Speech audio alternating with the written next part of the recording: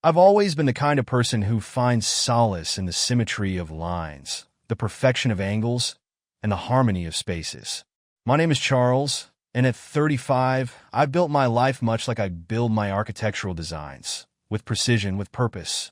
My wife, Jenna, she's the color in my black and white sketches, the warmth in my cold, calculated world. At 32, she's a teacher, her enthusiasm as infectious as the laughter of her students, her smile as bright as the sun on a clear Chicago day. Our home, nestled in the suburbs, is a testament to our shared vision of order and beauty. Every piece of furniture, every painting on the wall, every spice in the kitchen has its place, its purpose. We've lived here for 7 years, our lives a series of well-orchestrated events. Vacations planned down to the minute, meals prepared with the exactness of a surgeon. Even our love life, well, let's just say it's been as predictable as the sunrise. But beneath this meticulously crafted exterior, there's a story brewing, a narrative that's about to take an unexpected turn. It's not just about the perfect lines and the right angles anymore. It's about the cracks that start to show, the imperfections that seep through the facade of our perfect life. It started subtly, like the first drop of rain before a storm. Jenna, with her vibrant energy, began to change. She'd come home later than usual, her laughter a little less frequent, her touch a bit more distant. I noticed the way she'd linger on her phone, the secretive smiles she'd hide behind her hand. At first, I thought it was the stress of the school year, the pressure of her job. But then, one evening, as I was working late on a project, I heard her voice, soft and low, from our bedroom. The door was slightly ajar, and through the crack, I saw her, her face illuminated by the screen of her phone, her expression one of longing, of desire. That moment, the sight of her, it sent a chill down my spine, not of fear, but of realization. The perfect life we had built was not just about to crumble. It was already falling apart, piece by piece, under the weight of hidden desires. And as I stood there, the architect of our life, I couldn't help but wonder, what happens when the carefully laid plans start to crumble? What happens when the foundation of trust begins to show its cracks? It's a typical Thursday evening, and Jenna is out for her weekly book club, leaving me with the house to myself. I decide to work on a new project, a modern art museum, but my thoughts keep drifting. Recently, I've been feeling an inexplicable restlessness, a yearning for something more, something different. The silence of the house amplifies the echo of my own thoughts, bouncing off the walls like the lines of an architectural blueprint that refuse to align. I sit at my desk, surrounded by sketches and models, but my mind isn't on the clean lines and open spaces of the museum. Instead, it wanders to the subtle changes in Jenna, the way she's been pulling away, the secretive smiles, the late nights. The image of her, bathed in the soft glow of her phone, her face a canvas of longing, haunts me. It's not just the project that's not coming together. It's our life, our marriage. That's when my phone vibrates, shattering the silence. It's Alex, a colleague from work. He's an interior designer, known for his bold choices and charismatic personality. His voice, when I answer, carries the usual charm, but tonight there's an edge to it, a hint of something more than just work. "Hey, Charles, how about we grab a drink? I've got some design ideas I want to run by you," he says, his tone light, but there's an undercurrent I can't quite place. "Sure, why not?" I agree, thinking it's just another work-related meeting. Maybe it'll distract me from the unsettling thoughts about Jenna.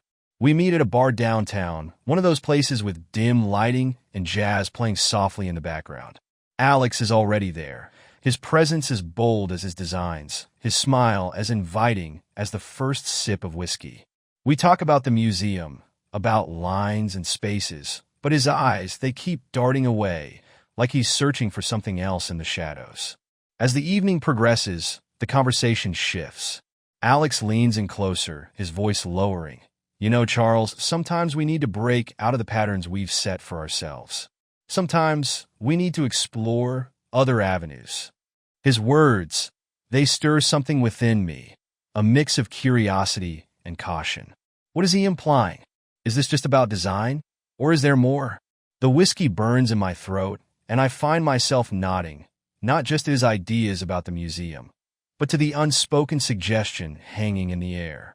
We leave the bar, and as we walk to our cars, Alex's hand brushes mine. It's brief, but the contact sends a jolt through me. I look at him, and for a moment, our eyes lock. There's an intensity there, a question, a challenge. "Think about it, Charles," he says, his voice almost a whisper. "Sometimes, the most unexpected designs are the ones that truly redefine us." I drive home, the streets of Chicago blurring past, my mind racing with the implications of Alex's words and that fleeting touch. The drive home feels like a journey through a maze of my own making, each turn leading me deeper into a labyrinth of doubt and desire. When I arrive, the house is dark, silent, and empty. Jenna's absence is palpable, like a void that echoes with the whispers of our past conversations, the laughter, the love. But tonight it's different. Tonight, the silence feels like a canvas, waiting for me to paint my own story, my own truth. I pour myself another drink, the amber liquid swirling in the glass, mirroring the turmoil within me. The night stretches on, and I find myself thinking about Alex, about the way he looked at me, the way his voice carried a promise of something new, something thrilling. It's not just about the project anymore. It's about breaking free from the confines of my own design, from the life I've so meticulously crafted. The next time I meet Alex, it's at the same bar, but this time, the air between us is charged with an unspoken understanding. We talk about the project, but the conversation drifts, as if by some magnetic pull, towards personal matters. Alex shares stories of his travels, his voice painting vivid pictures of distant lands, of nights under foreign skies, of connections made in fleeting moments. His life seems so vibrant, so full of color, compared to the monochrome existence I've been living. And then he asks about me, about my life, my feelings. It's like he's peeling back the layers of my carefully constructed facade, layer by layer, with each question. I find myself opening up, talking about Jenna, about the feeling of confinement within our perfect life, how the predictability has turned into a cage. One drink leads to another, and the bar's dim lights seem to blur the lines between right and wrong, between loyalty and desire. Alex's laughter, his touch on my arm, it's all so intoxicating. Before I know it, we're leaving the bar, the cool night air doing little to sober me up from the intoxication of his company. We end up back at his place, a loft that's as eclectic and bold as he is. The conversation continues, but now it's more intimate, more personal. We're sitting close on his couch, the space between us charged with an energy that's palpable. His stories of past relationships, of the freedom he's experienced, they resonate with the part of me that's been yearning for something, anything, to break the monotony. The night deepens, and with it, our connection. There's a moment, a pause in our conversation, where our eyes meet, and I see in his gaze the same longing I've been feeling.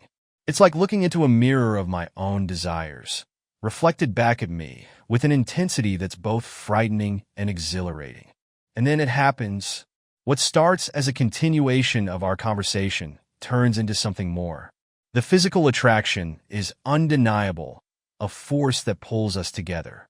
In a moment of weakness, or perhaps clarity, I give in to my desires. The kiss is electric, a spark that ignites a fire I didn't know was smoldering inside me. His touch, his closeness, it's all so new, so forbidden, yet so right in its wrongness. We move to his bedroom, the world outside forgotten. The only reality now is the heat of our bodies, the urgency of our need. It's a betrayal, a shattering of vows, but in that moment, it feels like a necessary rebellion against the life I've been living. As dawn creeps through the curtains, reality begins to seep back in. I lie there, next to Alex, the weight of what I've done pressing down on me like a physical force. The thrill of the night fades, replaced by a cold, harsh clarity. What will this night of passion cost me? The question hangs in the air, unanswered, as I contemplate the ruins of my perfect life, now irrevocably altered by my own actions. The morning after, guilt and confusion wash over me like a cold wave. I leave Alex's apartment before he wakes, my mind racing with the implications of my actions. The city streets are quiet, the early light casting long shadows that seem to stretch out like the guilt I carry.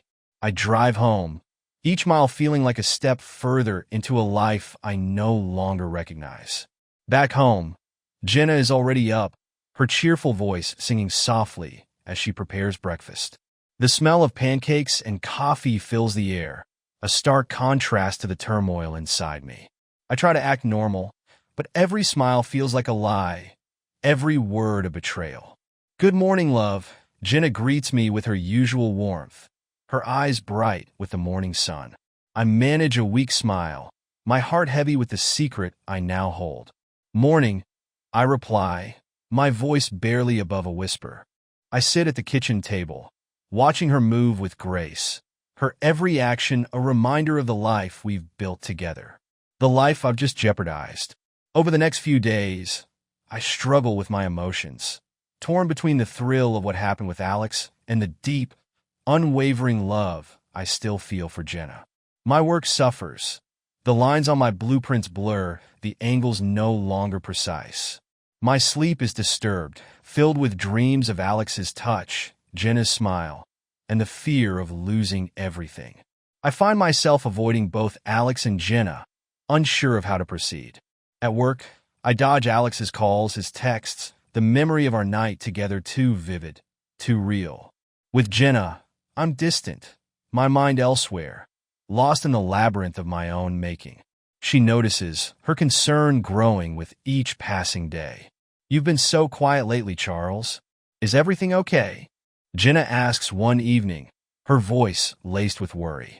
I nod, the lie tasting bitter on my tongue. "Just work stress," I say, hoping she'll accept it, hoping she won't see the cracks in my facade. But the cracks are there, widening with each lie, each avoidance. I know I can't keep this up forever. The secret, like a dark, growing shadow, looms over me. How long can I keep this secret, and what will happen when it inevitably comes to light? The question haunts me, a specter at every turn. At night, I lie awake, the silence of our bedroom now a deafening roar of my own guilt. Jenna's breathing, steady and calm beside me, only amplifies the chaos within. I think about confessing, about coming clean, but the fear of what that might mean for us, for our marriage, for our future, paralyzes me. The thrill of the night with Alex, the forbidden rush, it's all there. But so is the love for Jenna, the life we've built, the dreams we've shared. As the days turn into weeks, the weight of my secret grows heavier. I see Jenna, her laughter less frequent, her eyes searching mine for answers I'm not ready to give. The foundation of our trust, once solid, now shows its cracks, and I'm the architect of its destruction. I know the truth will come out, one way or another. The question isn't if, but when. And with each passing day, the inevitability of that moment looms larger, a storm on the horizon, ready to break over the fragile peace of our lives. How long can I keep this secret? And what will happen when it inevitably comes to light? The answer, like the future, remains shrouded in uncertainty, a puzzle with pieces I'm not sure I want to fit together. The truth came out in the most unexpected way. It was a Saturday morning, and I was still grappling with the guilt and confusion that had become my constant companions. Jenna, always the more organized of us, decided to clean our office, a space where I often retreated to work on my designs. As she moved through the room, dusting off my sketches and rearranging the models, her hand brushed against a crumpled receipt that had fallen behind my desk. She picked it up, her eyes scanning the details. The name of the bar where Alex and I had our drinks was printed clearly at the top. Her voice trembled as she called out to me, "Charles, what's this?" I walked into the office, my heart pounding like a drum in my chest. There she stood, the receipt in her hand, her face a mask of hurt and confusion. "It's nothing, just a receipt." I tried to dismiss it, but my voice lacked conviction. "Nothing." Jenna's voice rose, a mix of pain and disbelief. "This is from the bar where you were with Alex. Why didn't you tell me you were going out with him?" The moment of truth was upon me, and there was no escaping it. I took a deep breath, the weight of my actions pressing down on me. Jenna, I need to tell you something. I began, my voice barely above a whisper. That night, I wasn't just discussing work with Alex. We ended up at his place. Her eyes widened, the color draining from her face. What are you saying, Charles? I couldn't meet her gaze. I was feeling restless, trapped in our perfect life. I thought I needed something different. That night, things went further than they should have. I betrayed our marriage, Jenna. The silence that followed was deafening. Jenna's world, our world, was shattering before my eyes. She dropped the receipt as if it burned her, her hands trembling. How could you? She whispered, tears streaming down her face. How could you do this to us? I reached out to her, but she stepped back, her body language screaming rejection. I'm so sorry, Jenna. I was lost, confused. It was a mistake, a terrible mistake. A mistake? Her voice was sharp now, cutting through the air. You've broken everything we've built, Charles. Our trust, our love, our life together. She turned away from me, her shoulders shaking with silent sobs. I stood there, helpless, watching the woman I loved crumble under the weight of my betrayal. I need time to think, she said finally, her voice hollow. I'm going to stay with my sister for a while. The door closed behind her with a finality that echoed through the empty house. I was left alone, the silence now a stark reminder of the life I had just destroyed. My thoughts were a whirlwind of regret, guilt, and fear. What had I done? Could she ever forgive me? I walked back to the office, the receipt still on the floor, a stark reminder of my infidelity. I picked it up, the paper feeling like a piece of our broken trust in my hands. The room, once a sanctuary of creativity and precision, now felt like a prison of my own making. The days that followed were a blur.